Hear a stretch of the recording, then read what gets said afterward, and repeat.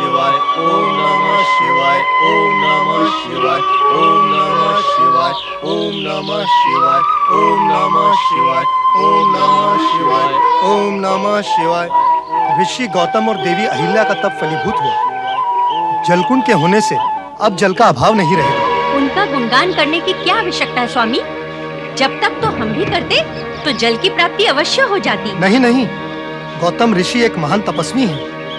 उनके तप के परिणाम स्वरूप ही इस क्षेत्र में जल की उपलब्धि हुई है। गौतम ऋषि की महिमा का गुणगान करते रहे तो वहीं रह जाओगे जहाँ हो। लाज आती है मुझे तो ये कहते हुए कि आपकी तपस्या और यज्ञ साधना दोनों प्रभावहीन है। यदि इनमें प्रभाव होता तो जल कुंड प्राप्ति का श्रेय आपको होता, ना कि ऋषि गौतम। तुम ठीक कह रही हो। अब सारा श्रेय गौतम और अहिल्या को प्राप्त हुआ है। अब वे दोनों अभिमानी हो जाएंगे और हमें उस जल कुंड से जल लेने में ला जाएगी। यह तुम्हारा संकीर्ण विचार है, ऐसा कुछ भी नहीं है। ऐसा ही है। उन दोनों को सदा अभिमान रहेगा कि जल की प्राप्ति उनके तपोबल से हुई है, और हम सब सदा लज्जित रहेंगे कि हमारे पति अपने तप का बल नहीं दिखा सके। अब हमारे भाग्य में ऐसे पति है ही नहीं जो अपने तपोबल से जल की प्राप्ति कर सके, तो अब दुखी होने से क्या लाभ? स्थिति को समझो। गौतम ऋषि की महानता के सम्मुख हम कुछ भी नहीं। इसीलिए अब हमें सदा के लिए अहिल्या के सम्मुख नीचा देखना पड़ेगा। हमें तो इस समय भी जल कुंड से जल लेने के लिए जाना ही है। वहाँ अहिल्या होगी ही, गर्व से तनी हुई, और हमें दृष्टि नीचे किए मौन रहकर जल भरकर लौट आना ही पड़ेगा। जन्म लेकर ऋषि पत्नी बनने से अधिक अच्छा था कि हम पशु पक्षी बन जाते। अधिक अच्छा तो ये होता कि हम जन्म ही न लेते। अब कब तक भाग्य को कोसती रहोगी? चलो चलकर जल भर लाएं।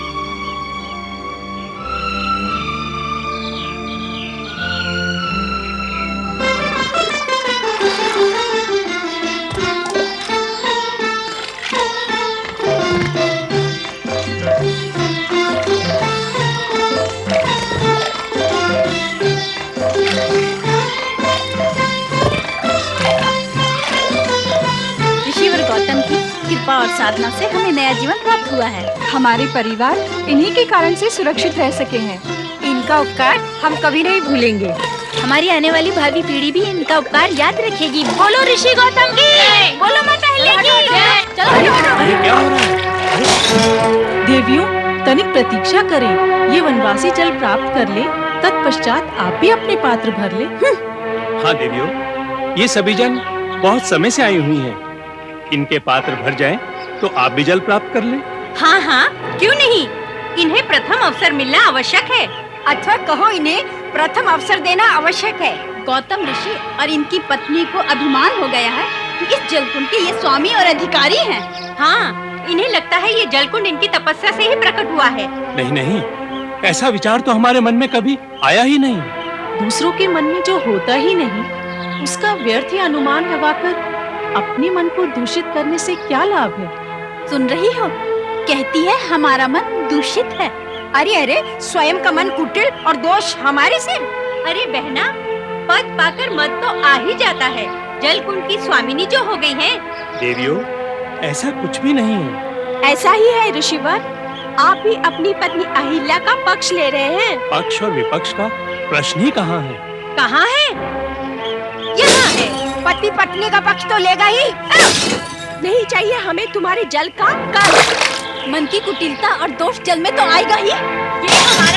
ये हमारा अपमान है। इस अपमान का प्रतिशोध हम अवश्य लेंगे। अब चलो यहाँ से। यहाँ खड़े रहकर इनका श्रीमुख नहीं देखना है। चलो।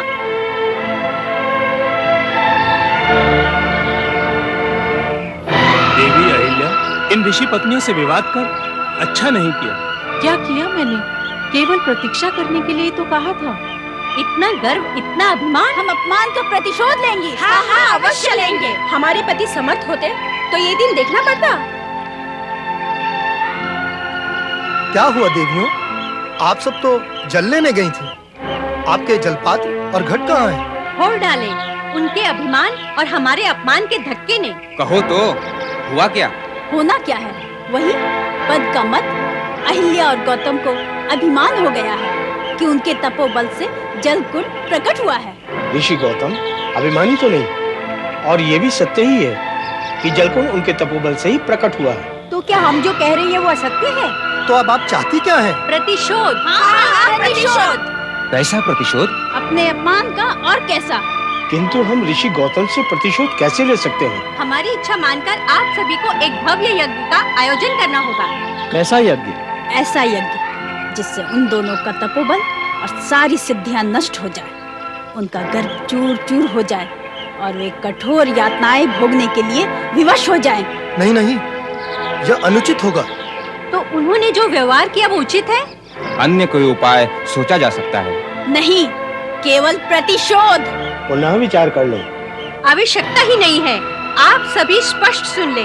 यदि उन दोनों से प्रतिशोध लेने में आप सभी ने हमारा सहयोग नहीं किया तो हम आश्रम त्याग कर अन्यत्र चली जाएंगी। हाँ, हम आश्रम का त्याग करके अन्यत्र चली जाएंगे। हम विवश हैं। लगता है अब हमें यज्ञ देवता को प्रसन्न करने के लिए महायज्ञेष्टि यज्ञ करना ही होगा। अब तो एकमात्र यही उपाय है। ओम विद्याय स्वाहा। ओम विद्याय स्वाहा। ओम विद्याय स्वाहा। ओम महेशाय स्वाहा। ओम महेशाय स्वाहा। ओम महेशाय स्वाहा। ओम पराय यज्ञ पुरुषाय स्वाहा। ओम पराय यज्ञ पुरुषाय स्वाहा। ओम पराय ईशाय स्वाहा। ओम पराय ईशाय स्वाहा। ओम पराय ईशाय स्वाहा। ओम पराय यज्ञ पुरुषाय स्वाहा। ओम पराय तेज से स्वाहा।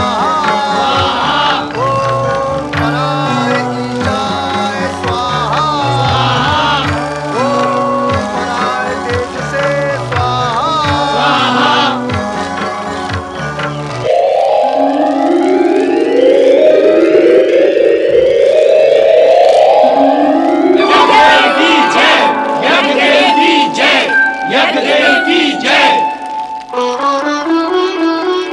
ऋषिगण, बताइए कि किस उद्देश्य से आपने इस यज्ञ द्वारा मेरा आवाहन किया है? यज्ञ देव, हम गौतम और अहिल्या से अपने अपमान का प्रतिशोध लेना चाहते हैं।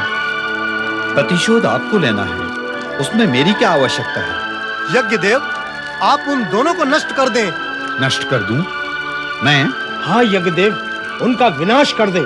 आश्चर्य, घोर आश्चर्य। ऋषिगण यज्ञ करते हैं कल्याण और निर्माण के लिए। देवता प्रकट होते हैं सुख संपदा और वरदान देने के लिए। किंतु यहाँ तो आप सभी उनके विनाश के इच्छुक हैं जो जगत कल्याण की इच्छा कर रहे हैं, और ये विनाशकारी भी आप मुझसे करवाना चाहते हैं। यदि ऋषि और देवगण भी विनाश कार्य में संलग्न और प्रवृत्त हो गए तो फिर असुरों और दैत्यों को करने को क्या शेष रह जाएगा? यदि सुर असुर ऋषि मुनि सभी विनाश कार्य में जुट जाएं तो संपूर्ण जगत ही नरक बन जाएगा। मेरा आह्वान किया है तो मुझसे कुछ कल्याणकारी कार्य पूर्ण कराओ। विनाशकारी तो प्राणी बिना कहे और रोकने टोकने पर भी करते रहते हैं। वे अभिमानी हो गए हैं यज्ञदेव, और अभिमानी का विनाश करना भी कल्याणकारी कार्य है। वे अभिमानी हो गए हैं ये आप मानते हैं, मैं नहीं। आवश्यक नहीं कि जो आप मानते हैं उसे मैं भी मान्यता दूं।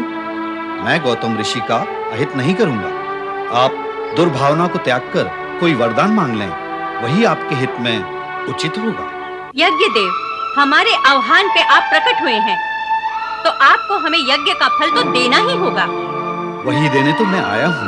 यज्ञ फल के रूप में हमें गौतम और अहिल्या का विनाश ही अभिष्ट है। यज्ञ का फल विनाश के रूप में न कभी हुआ है और न ही भविष्य में कभी होगा। विनाश यदि यज्ञ जैसे पवित्र और कल्याणकारी कार्य की ओट में आकर छिप जाएगा तो पृथ्वी पर मृत्यु दुर्भावना के घुंघरू बांधकर दुख और पीड़ा की मृदंग पर नंगा नृत्य आरंभ कर देगी। अब क्या करें? यज्ञदेव, गौतम का प्रत्यक्ष अहित नहीं करेंगे तो अप्रत्यक्ष ही कर दे। ऐसी ही युक्ति करनी होगी। एक उपाय है। हे यज्ञदेव, यदि आप प्रत्यक्ष रूप में गौतम ऋषि का अहित नहीं करना चाहते तो हमारी प्रार्थना स्वीकार करें। कहो। आप एक दुबली पतली मरणासन्न गाय का रूप धारण कर गौतम ऋषि के आश्रम में जाएं और वहां पर अपने प्राण त्याग दें, ताकि उन पर गौ हत्या का पाप लग सके और हम उन्हें प्रायश्चित करने के लिए विवश कर सकें। प्रत्यक्ष क्या और अप्रत्यक्ष क्या, आप मेरे द्वारा गौतम ऋषि का अहित करवाना चाहते हैं, यह अनुचित है। आप कोई वरदान क्यों नहीं मांग लेते अपने हित में? यज्ञ देव, आप प्रकट हुए हैं तो यज्ञ का फल देने के लिए भी प्रतिबद्ध हैं। यज्ञ का फल याचक की इच्छा अनुसार ही दिया जाता है। आपको हमारी प्रार्थना माननी ही होगी।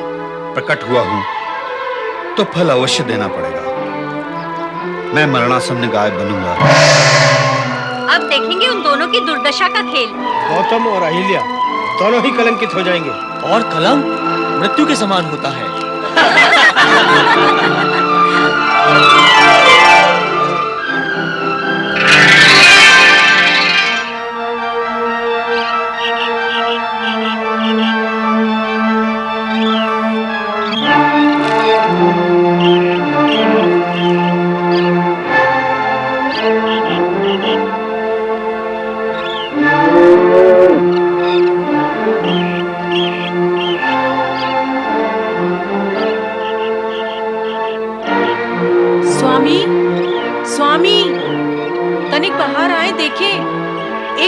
गाय न जाने कहां से हमारे आश्रम में आ गई है। हमें उसकी सहायता सेवा करनी चाहिए। अरे ये क्या हो गया?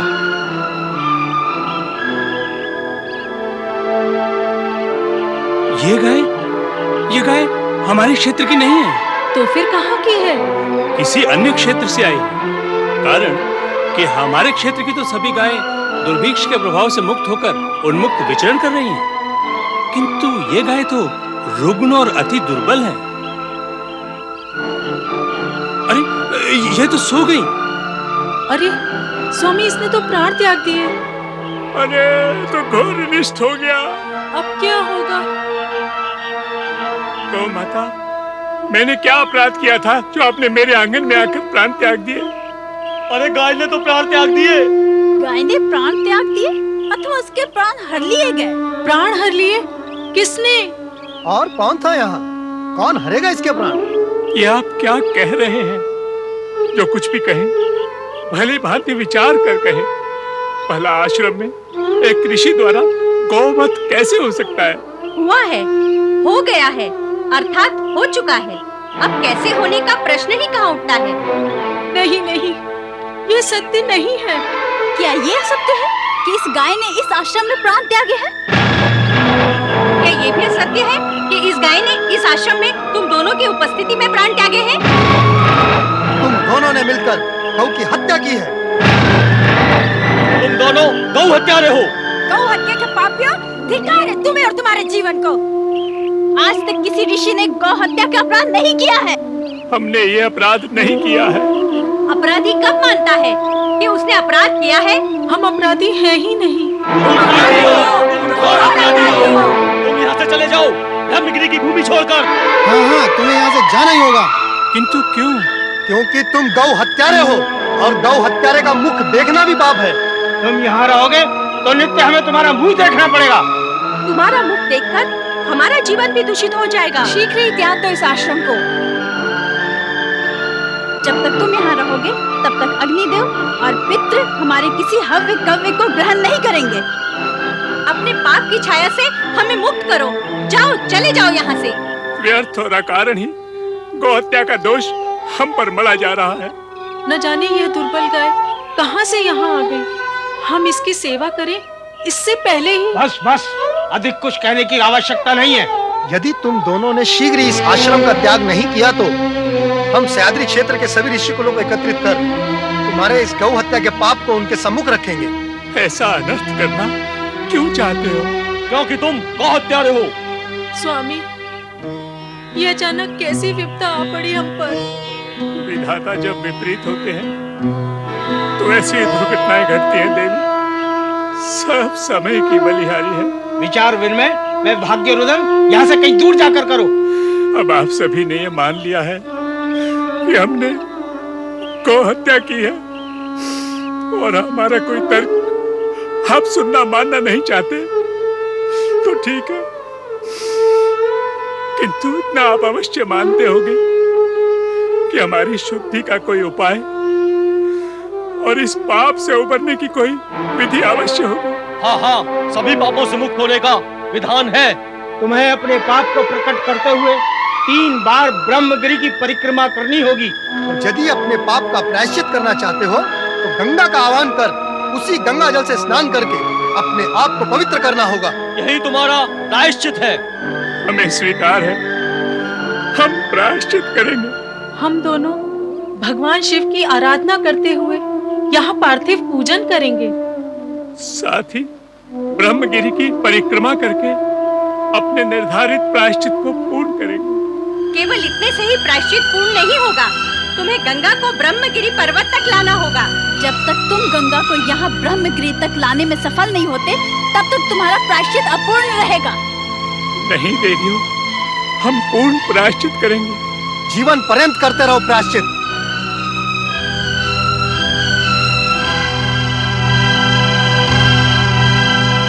ऋषि तथा ऋषि पत्नियों द्वारा प्रताड़ित गौतम एवं अहिल्या ने गौ हत्या के पाप का प्रायश्चित करना स्वीकार कर लिया।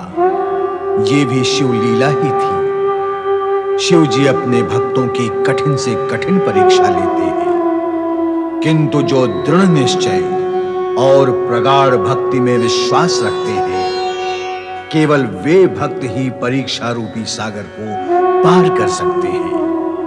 कल्याणकारी शिव निश्चित ही ऐसे भक्तों का कल्याण कर उन्हें आशीर्वाद देकर उनकी हर कामना को पूर्ण करते हैं। ऐसे कल्याणकारी शिव के चरणों में बारंबार प्रणाम।